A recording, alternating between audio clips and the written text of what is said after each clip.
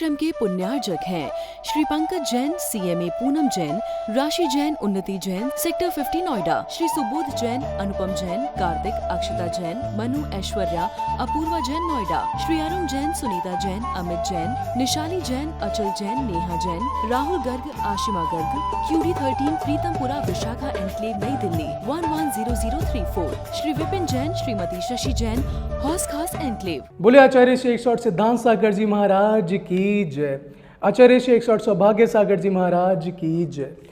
आप सभी बंधुओं को मेरा जय जिनेन्द्र। मेरा नाम शुभम जैन है, मैं भारत नगर दिल्ली का निवासी हूँ और सौभाग्य सागर जी महाराज श्री से मैं 2012 से जुड़ा हुआ हूँ। मैंने अपनी बचपन से लेके आज तक की जितनी भावनाएं हैं वो गुरु जी के सामने प्रस्तुत करी हैं और अपने करियर की शुरुआत भी मैंने गुरु जी के आशीर्वाद से ही करी है। तो अपनी भावना इस छोटे से भजन के माध्यम से आप सबके सामने पहुंचाना चाहता हूं।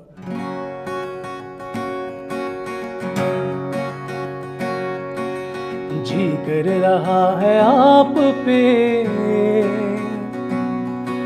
ये जानवर दूं,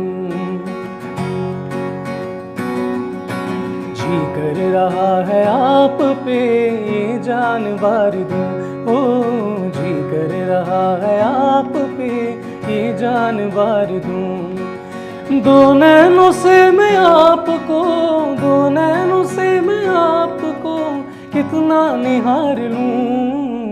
जी कर रहा है आप पे ये जानवर दूं, ओ जी कर रहा है आप पे।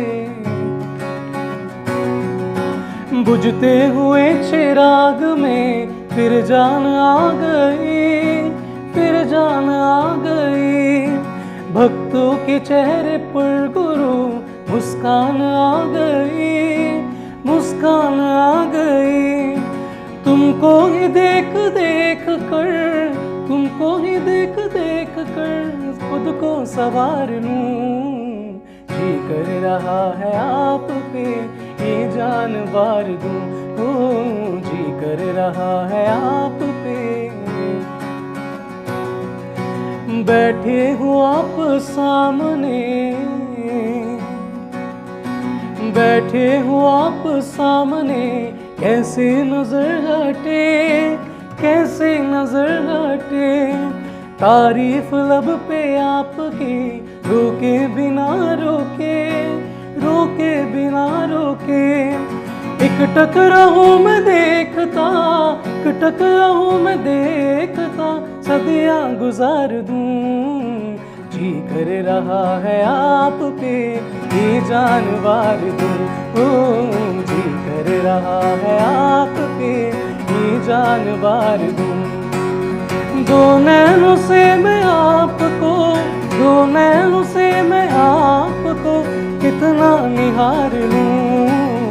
जी कर रहा है आप पे ये जानवर दूं, ओ जी कर रहा है आप पे ये जानवर दूं। ये जैन संत हम जैनों का सम्मान है, जिससे मिलती हम जैनों को पहचान है। सौभाग्य सागर गुरुदेव जिनका नाम है, हाँ नाम है, हाँ नाम है। ये जैन संत हम जैनों का सम्मान है, इनसे मिलती हम जैनों को पहचान है। जीवन में अधिकांश सफल वही लोग हुए हैं जिन्होंने प्रयास करना नहीं छोड़ा। एक बार असफल हुए फिर प्रयास किया, दोबारा असफल हुए फिर प्रयास किया, और जब तक सफलता नहीं मिली जब तक वह प्रयास करते ही रहे। लेकिन वर्तमान में जो मानवीय स्वभाव है वह ऐसा है कि एक बार दो बार सफलता ना मिले तो इंसान क्या करता है, उस काम को करना छोड़ देता है। लेकिन गुरुदेव आचार्य सिद्धांत सागर जी महाराज हमेशा हमको कहा करते थे, संग में बताया करते थे कि जैसे एक दोहा था ना, करत करत अभ्यास के जड़मती हो सुजान, ऐसा दोहा पढ़ा था पहले। तो कहते हैं कि इसी प्रकार से आप करते रहो करते रहो करते रहो, कभी ना कभी सफलता मिलेगी। मोरल डाउन मत कीजिए। कोई भी इंसान सीखता जब है जब ठोकर लगती है। बिना ठोकर लगे किसी ने कुछ सीखा नहीं है। अब जिस चीज को पाने का लक्ष्य बना रहे हैं उस चीज के लिए दिल और जान से लग जाइए और उसको पाने का प्रयास कीजिए। लेकिन इंसान एक बार कोशिश करता है, 2 बार करता है, उसके बाद छोड़ देता है कि मेरी किस्मत में नहीं है। अरे आपकी किस्मत विधाता बना देंगे, लेकिन आपकी किस्मत को बनाने के लिए कर्म आपको खुद को करना पड़ेगा। यदि आपके कर्म मजबूत होंगे तो भगवान भी आपकी कुंडली को बदल सकते हैं। आपकी मेहनत की सफलता की जो चीज होगी वह हर चीज बदल देगी। आप सोचिए, मंदिर में आते हो, आपने अभिषेक का भाव बनाया, पहले दिन आए, जब अभिषेक हो चुका था, लेट हो गए, आपने धोती दुपट्टे पहने, बोले अभिषेक नहीं कर सकता हूं तो परिमार्जन ही कर लूं। परिमार्जन तो किया, लेकिन आप यहां पर आके धोती दुपट्टे नहीं पहने थे कि अब अभिषेक तो हो चुका है, मैं क्या करूंगा, तो आप भगवान के समीप भी नहीं पहुंच सकते थे। एक जो कहानी मैं अक्सर सुनाता हूं, याद आई फिर से। एक जंगल में आग लग गई, और जब जंगल में आग लगी तो सारे जानवर दौड़ने लगे, हाथी भी, घोड़ा भी, चीता भी, जो जो जानवर थे सभी दौड़ रहे थे। और दौड़ क्यों रहे थे? अपनी जान बचाने को नहीं, जंगल में आग बुझ जाए इसलिए पानी ले लेके दौड़ रहे थे। हाथी सूढ़ में पानी लेकर जा रहा था, शेर किसी में जा रहा था। इतने में वहां पर कोई व्यक्ति गुजर रहा था, उसने देखा कि सारे जानवर कुछ ना कुछ पानी का लेके जा रहे हैं, आग को बुझा रहे हैं। वहीं पर एक छोटी सी चिड़िया अपनी चोंच में पानी भरकर आग को बुझाने जा रही थी। तो उस इंसान ने कहा, चिड़िया जी, क्या आपकी चोंच भर के पानी से जंगल की आग बुझ सकती है? तो चिड़िया ने बड़ा मार्मिक जवाब दिया। उसने कहा, भैया मुझे क्या, ये किसी को भी नहीं मालूम है कि जंगल की आग बुझ भी सकती है कि नहीं। तो बोले फिर क्यों, फिर क्यों? तो उसने कहा कि हो सकता है जंगल की आग ना बुझे, जंगल की आग में हम सब जलकर मर जाएं, लेकिन जब भी इतिहास लिखा जाएगा तो उसमें मेरा नाम भी आएगा कि चिड़िया ने भी आग बुझाने का प्रयास किया था। तो कम से कम बुझाने वालों में तो मेरा नाम आए।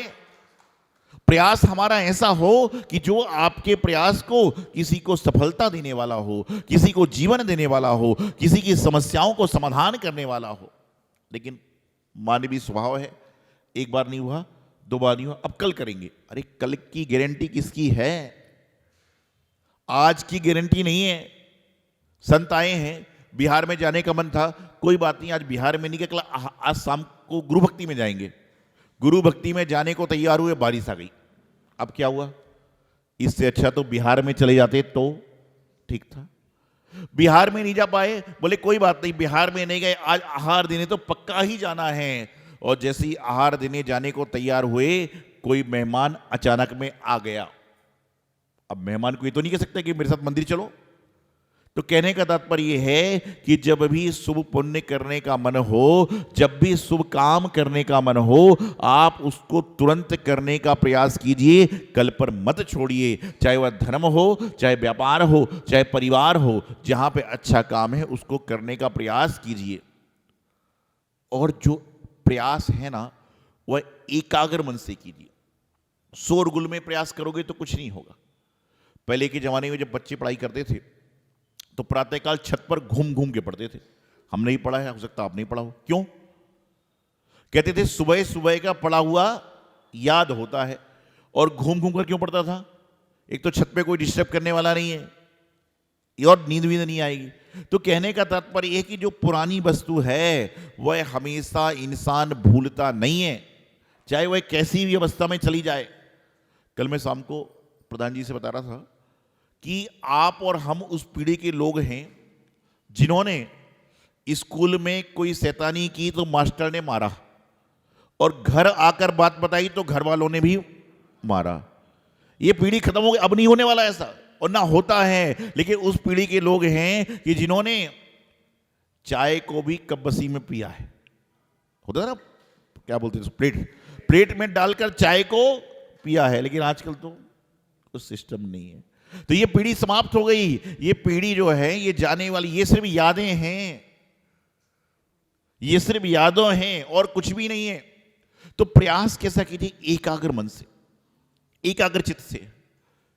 एक ग्राम में एक बहुत बड़ा सेठ था, और कहते हैं ना, जितना बड़ा आदमी होता है उसकी उतनी लालसा बढ़ती जाती है। उसकी बहुत सारी लालसाएं थी, लेकिन उसको एक अपनी वस्तु बहुत प्रिय थी। उसके पास एक घड़ी थी और उसको बहुत प्रिय थी। सोते उठते खाते बैठते घड़ी को छोड़ता ही नहीं। होता ना, किसी किसी व्यक्ति को बहुत सारी लकी चार्म हो जाता है, कोई वस्तु उसको प्रिय लगती है, उस साथ में लेकर चलता ही है, और चलना भी चाहिए। ये आपकी फेथ, आपकी आस्था, आपकी श्रद्धा ही तो उस वस्तु को मूल्यवान बना देती है। तो एक दिन उसकी घड़ी गोदाम में गेहूं के बोरों के बीच में कहीं खो गई। बड़ा दुखी हुआ। अपनी कोई प्रिय वस्तु ना मिले, किसी प्रियजन से आपका संवाद ना हो, तो आपके मन में सब कुछ होता है लेकिन उस चीज की कमी रहती है। चाहे कितने भी लोग खुशी देने वाले हों, कितने लोग भी आपको आनंद देने वाले हों, लेकिन जो प्रिय वस्तु है, प्रिय व्यक्ति नहीं हुआ तो संवाद नहीं होता, तो कमी तो रहती है। तो अब वो परेशान, बहुत खोजा नहीं मिली, नौकरों से खुजवाया नहीं मिली। फैक्ट्री में, गोदाम में 100-200 मजदूर काम करते थे। उसने कहा कि मेरी घड़ी को जो खोज के लाएगा उसको मैं 500 रुपए दूंगा। चाहे घड़ी की कीमत 300 रुपए थी, उस जमाने में घड़ी की 300 रुपए कीमत होगी, लेकिन 500 रुपए देने की बात क्यों कही? कि बात घड़ी की वस्तु का नहीं था, बात घड़ी से प्रेम का था। घड़ी का कोई मोल नहीं था, घड़ी का मोल नहीं था, बल्कि घड़ी उसके लिए अनमोल थी, लक थी, भाग्य थी, प्रेम था। बाहर से भी लोग आए, किसी को नहीं मिली। बहुत दुखी हुआ कि घड़ी नहीं मिलेगी तो मैं खा नहीं पाऊंगा, पी नहीं पाऊंगा, कैसे करूं? इतने में एक छोटा सा बच्चा आया। बोले, सेठ जी मैं आपकी घड़ी को खोज दूं? तो सेठ ने हताश मन से कहा, बेटे बड़े बड़े लोग नहीं खोज पाए, तू क्या खोज? हार चुका था सेठ, मन ही मन हार चुका था कि मुझे घड़ी मिलने वाली नहीं है। तो जब बार बार उस बच्चे ने कहा कि एक चांस मुझे भी तो दे दो, और मैं कह रहा हूं ना कि प्रयास करते रहिए, पता नहीं कौन सा प्रयास आपको सफलता दिला दे। तो सेठ जी ने कहा, ठीक है तुम भी ट्राई कर लो। वह अंदर गोदाम में जाने लगा।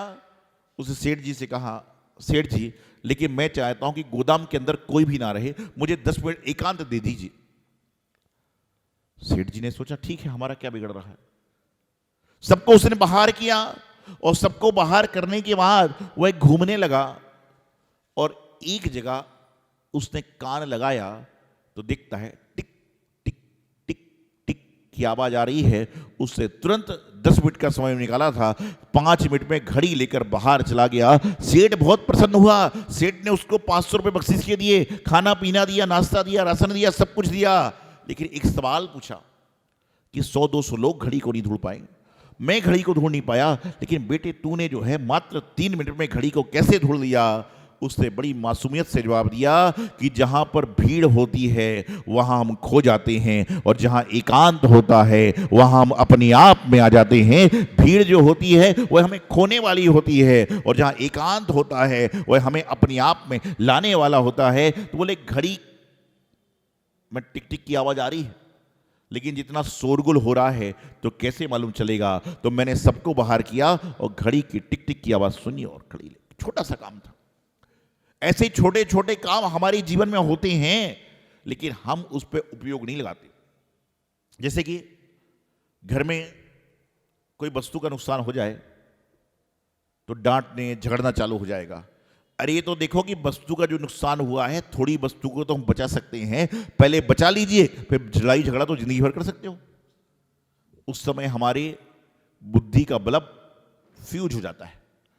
जो बुद्धि का बल्ब दूसरों के लिए 24 घंटे चल रहा है, लेकिन अपने ऊपर आती है तो बिल्कुल फ्यूज हो जाता है, शॉर्ट सर्किट हो जाता है, बंद हो जाता है। और दूसरों के लिए सलाह देना है तो फिर तो ऐसा बोल चालू हो जाएगा, 440 का वोट फुल है, पूरी लाइट फुल आ रही है। लेकिन जब अपने लिए बुद्धि का प्रयोग करना है तो उस समय बोले माइंड ब्लैंक है, दिमाग काम नहीं कर रहा है। और जब हम ये सोचते हैं तो हम परेशान हो जाते हैं। तो कहने का तात्पर्य मेरा इतना ही है कि जीवन में प्रयास करते रहिए और आपका प्रयास कभी ना कभी आपको सफलता की ओर ले जाता है। सफलता के कदम आपकी ओर बढ़ते हैं और जीवन में आप सफल हो जाओगे। जितने लोग आपके प्रयास पे हंस रहे हैं ना, ये तब तक ही हंस रहे हैं जब तक आप सफल नहीं हो रहे। जिस दिन सफल हो जाओगे ना, तो आपका रिश्तेदार बनके वह व्यक्ति भी आएगा जो आपको जानता भी नहीं है।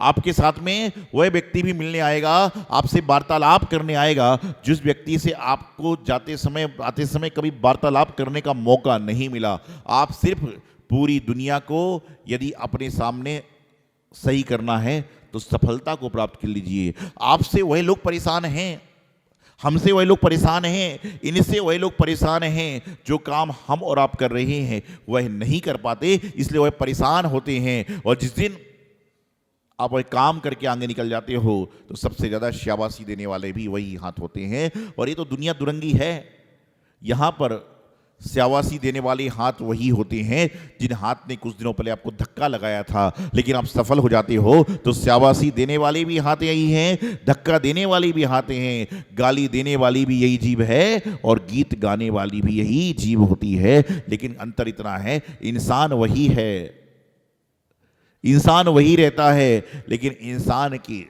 कॉलर में जब तमगा लग जाता है, सक्सेसफुल का स्टैंप लग जाती है, तो पूरी दुनिया उसको चाहने लगती है। तो आप दुनिया के लिए नहीं, अपने लिए सफल होने का प्रयास करें। और जो अपने लिए सफल होता है वह दुनिया के लिए तो सफल अपने आप हो जाता है।